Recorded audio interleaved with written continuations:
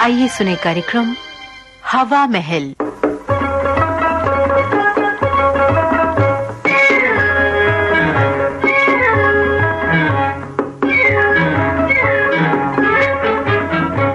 श्रोताओं, हवा महल में आज आपको सुनवाते हैं झलकी वुमेन टेरिफिया। लेखक हैं सत्यदेव आजाद, निर्देशिका अचला नागर। अजी मैंने कहा सुनती हो? मालिनी कहाँ चली जाती हो? समझ में नहीं आता है कुछ भी। क्या है? मैंने कहा कभी हमारी भी सुन लिया करो, आखिर जरा इधर तो आओ। ओफो, लो आ गई। मेरी क्या है, सुनती ही रहती हूँ। सुनाओ, क्या कह रहे हो? कभी आज तक मेरी भी सुनी है इस घर में? ओफो, अच्छा चलो आज तुम ही सुनाओ, क्या याद रखोगी? काम के वक्त मुझे ये चोचले अच्छे नहीं लगते। सुनना सुनाना तो फुर्सत का काम है। लो उधर मेरी दाल जल रही है, जल्दी सुनाओ, जल्दी फटाफट। हमने तो तय कर लिया है कि अब के पहले तुम्हारी ही सुनेंगे। अच्छा अभी आई, जरा दाल उतारो।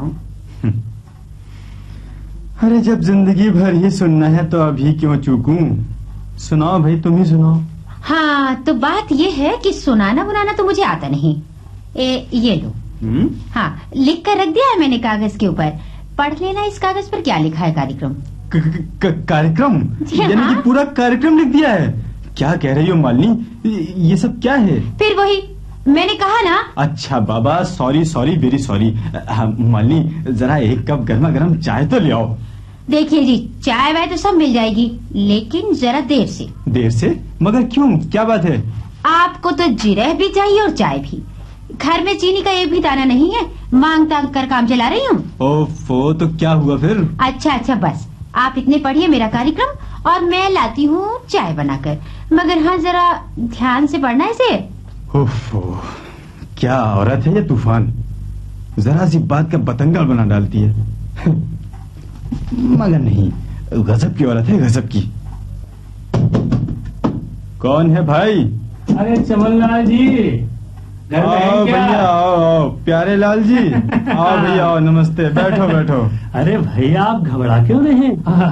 अरे आपके चेहरे का ये रंग सफेद क्यों पड़ गया भाई? आखिर बात क्या है? प्यारे भैया ऐसी तो कोई बात नहीं है, ये कार्यक्रम है, कार्यक्रम समझे? कार्यक्रम मालिनी दे गई है अभी अभी, साथ में चैलेंज भी दे गई है कि संभाल कर पढ़ना। यार हिम्मत नहीं हो रही मेरी तो। अरे बस इतनी सी बात है, लाओ मैं पढ़ता हूँ, आखिर बात क्या है देखूं। इधर लाओ, जरा संभाल के भाई। अरे तो चमनलाल जी, इसमें घबराने की क्या बात है भाई? मैं कहता हूँ प्यारे लाल, इतनी बड़ी बात हो गई और तुम कहते हो कि इसमें कुछ है ही नहीं। भाई ये बात मेरे ऊपर छोड़ दो और मैं सब समझ लूंगा, सब देख लूंगा। मगर कैसे? लीजिए चाय। अरे प्यारे लाल जी आप, नमस्कार। नमस्कार भाभी जी। अरे कैसी हैं आप और क्या मामला है आज भाभी जी? जो चमनलाल जी के होश हवास गुम हैं, कैसा कार्यक्रम है आपका ये? अच्छा तो ये मामला है, मेरे इस कार्यक्रम का मजाक बनाया जा रहा है? नहीं भाभी जी, अभी तो खोला भी नहीं है कागज। बस ज्यादा बातें मत बनाओ जी, ये हमारा आपस का मामला है। आप बिना वजह अरे भाभी ये भी तो अपने ही आदमी हैं भाई। तो इसका मतलब ये हुआ कि आप हमारी आपस के मामले में। अच्छा तो भाभी जी मैं चला भाई, आप अपने आप जो है संभाल। प्यारे लाल जी, अरे मैंने कहा प्यारे लाल जी, जरा मेरा भी ख्याल रखिएगा। प्यारे लाल जी, प्यारे लाल। लो जी, मैं ही अपना कार्यक्रम खुद बताए देती हूँ। और ये लिखा हुआ कागज? अच्छा लिखा हुआ कागज, इसमें से ऊपर की बात खुद पढ़ लेना, मुझे तो शर्म आती है आपके मुंह पर पढ़ते हुए। हाय मेरे तो भाग्य खुल गए मालिनी, आज तुम्हारी मुस्कुराहट देखकर सचमुच मजा आ गया। वही चोचले, आज ही पढ़ोगे भी आगे की बात? अच्छा लाओ, तुम कहती हो तो मैं पढ़ लेता हूँ। मेरे देवता, हाँ देवता, मेरे देवता, वाह वाह वाह वाह। आज आगे की बात भी पढ़ोगे? प्रसन्न रहो, वाह मेरी और तुम्हारी जोड़ी प्रभु ने खूब मिलाई है। वो तो है ही। आगे तो पढ़ो ना। हाँ तो मतलब ये कि अब तक घर के काम का जो सारा भार मेरे ऊपर है, उसमें से आधा भार आपको उठाना चाहिए। आपको उठाना चाहिए यानी सीधे सी बात है, आधे काम आप करेंगे और आधे मैं। वाह वाह वाह वाह वाह, आधे काम आप करेंगे और आधे मैं। मसलन अरे यूं ही कि सुबह पहले मेरी आँख खुलती है, मैं आपको जगाती हूँ। हाँ। अब आप पहले उठेंगे और हाथ मुंह धोकर बुरादे की अंगीठी भर दिया करेंगे। बहुत खूब। और आप? बस मैं पूजा पाठ से निपटकर आग सुलगा दिया करूंगी। आप अंगीठी पर चाय का पानी नाप कर रखेंगे। मैं?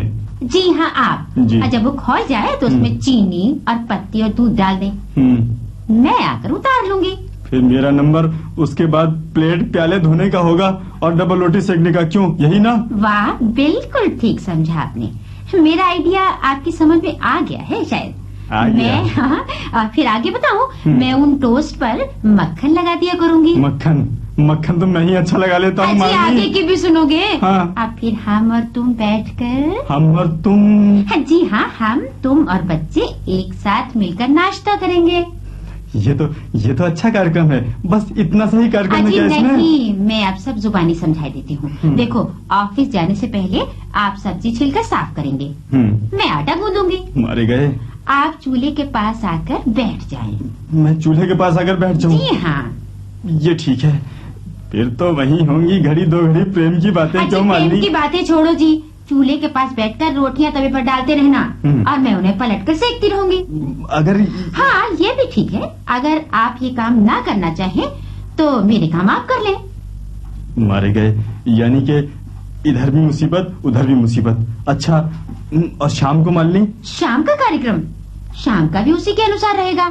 मैं पूछता हूँ, आखिर तुम्हें ये हो क्या गया मालनी? तुम तो अच्छी खासी थी। कुछ नहीं, मैं अब इस प्रकार की बातों में आने वाली नहीं हूँ। बहरहाल मेरे काम में हाथ बटाना ही होगा। ये बच्चे जितने मेरे हैं उतने आपके भी तो हैं। बल्कि यूँ क्यों ना कहूँ कि समाज इन्हें आपके नाम से जानता है। तो क्या तुम इन बच्चों की माँ नहीं हो? अजी, कौन पूछता है माँ को? अब तो मैं सिर्फ इनकी नर्स हूँ, नर्स। इसका मतलब तो ये हुआ कि मैं पहले कुछ दिन की कैजुअल लीव लेकर इन सब कामों का रिहर्सल करूं। ना, ऐसी गलती ना कर बैठना। देखो, वीकली ऑफ में तो सीने पिरोने और कारने बुनने का काम करना, और कैजुअल लीव लेना तब जबकि कोई काम रह जाए या फिर मेरी कोई सहेली आ जाए या मैं के चली जाऊं। ओफो, अच्छा बाबा, आप तो एक कप चाय पिला दो। लगता है कहीं ये दिमाग खराब न हो जाए। खैर जी, आज तो चाय बनाए लाती हूँ क्योंकि ये विधान अभी लागू नहीं हुआ है। हाँ, बच्चे भी आने वाले हैं, मगर प्लीज इतना कीजिए कि मेरी बाकी बची बातें हैं ना, इस पेपर में से पढ़ लीजिए आप। मैं चाय लाती हूँ। और क्या रह गया अब इसमें? प्रियतम, इस कार्यक्रम को आप अंतिम निर्णय न समझ बैठे हैं, यानी कि परिवर्तन की गुंजाइश है। समय समय पर जैसी भी समस्याएं आएंगी उन्हीं के अनुसार इस प्रोग्राम में संवैधानिक संशोधन होते रहेंगे। आशा है आपको इसे स्वीकार करने में कोई आपत्ति न होगी। और भी न जाने क्या क्या लिखा है। मेरे सौभाग्य दुर्भाग्य, मुझे विश्वास है कि आप जैसे विद्वान पति जो सदैव दूसरों के हितों के लिए संघर्ष करते रहे हैं, मुझे मेरे अधिकारों से वंचित न रखेंगे। मैं हूँ आपकी जीवन संगनी। ओफो, अच्छा होता अगर लिखा होता जीवन नाशनी या सत्यानाशनी। कौन है जी सत्यानाशनी? जरा मैं भी तो सुनूं, किसने कर दिया आपके जीवन का नाश? आ गई सत्यानाशनी, आ गई। क्या? आ गई चूल्हा, और क्या? और सुनोगी? संविधान, बुरादे की अंगीठी, अधिकार। अधिकार, हाय राम, ये क्या हो गया? चूल्हा, संविधान, हाय भगवान, ये क्या हो गया? संविधान, बुरादे की अंगीठी, चूल्हा, आधा काम, बुरादे की अंगीठी, चूल्हा। प्यारेलाल, बुरादे कहाँ है चमन बाबू?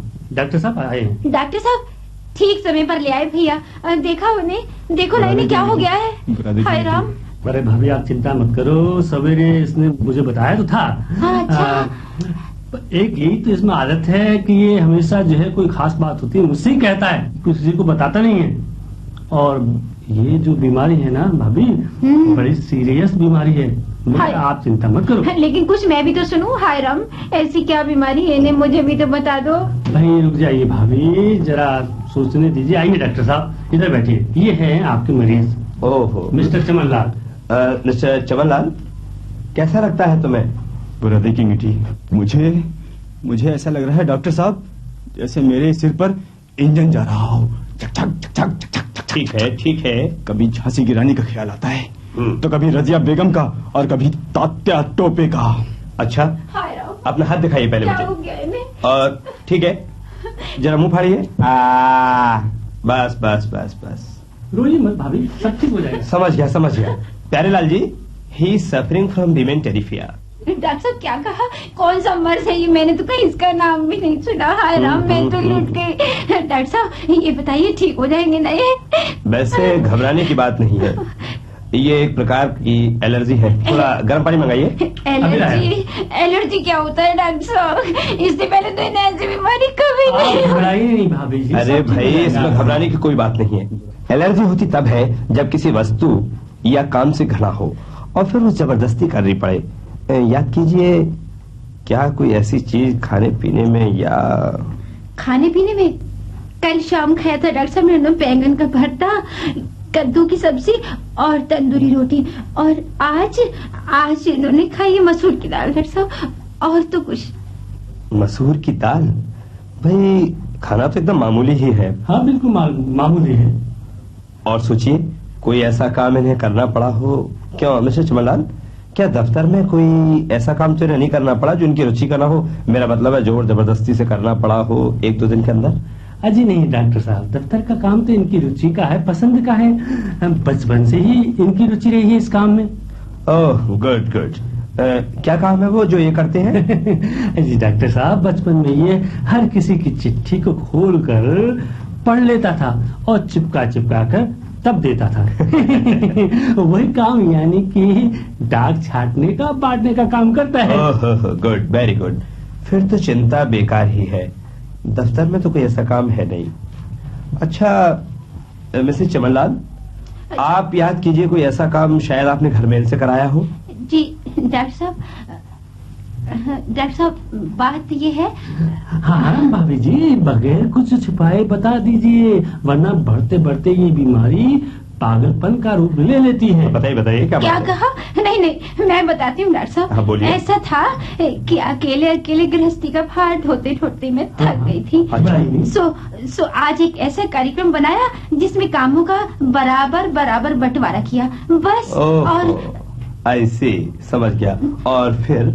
और कुछ भी नहीं डॉक्टर साहब, बस यही हुआ था आज तो। जाहिर है काम के विभाजन से ही इनको ये एलर्जी हुई है जो बढ़ते बढ़ते विमेन टेरिफिया में बदल गई। शुक्र है वक्त रहते आपने मुझे बुला लिया, वरना ये बीमारी बढ़ते बढ़ते पागलपन के रूप में बदल जाती। अब जो हुआ सो हुआ डॉक्टर साहब, आप इन्हें जल्दी ठीक कर दीजिए। कुछ दिनों के लिए मैं इस कार्यक्रम को रद्द कर दूंगी। जब ये बिल्कुल ठीक हो जाएंगे ना तभी वो लागू माना जाएगा डॉक्टर साहब। नो श्रीमती जी, आप एलर्जी का मतलब नहीं जानती। जिस चीज से नफरत होती है उसे देखने, खाने या सोचने भर से ही एलर्जी उभर आती है। यदि एक बार आपके पति को आपके डिस्ट्रीब्यूशन ऑफ वर्क से एलर्जी हो चुकी है तो बार बार हो सकती है। अब ये आपकी मर्जी है कि आप अपना आराम ही सोचें या अपने पति की जिंदगी। खैर आप जो ठीक समझें। लाइए कागज दीजिए, कुछ दवाएं लिखे जा रहा हूं। वैसे एक बात ध्यान रखिए, दवाओं से ज्यादा इस बीमारी में वही बात ज्यादा फायदेमंद होगी जो मैंने अभी आपको बताई है। अच्छा तो मैं चला, नमस्कार। नमस्कार डॉक्टर साहब। कहो भाभी, क्या सोचा आपने? कौन ऐसी कमबख्त बीवी होगी जो पति का बुरा चाहेगी। बहुत बहुत धन्यवाद भैया तुम्हें जो वक्त पर डॉक्टर साहब को बुला लाए। अभी जाना मत, चाय ला रही हूँ बनाकर। हाँ, ले आइए। अभी लाई भैया, जाना नहीं। कहो भाई चमनलाल, अंगीठी संविधान कैसी रही वीमेन टेरिफिया? मजा आ गया प्यारेलाल, जुग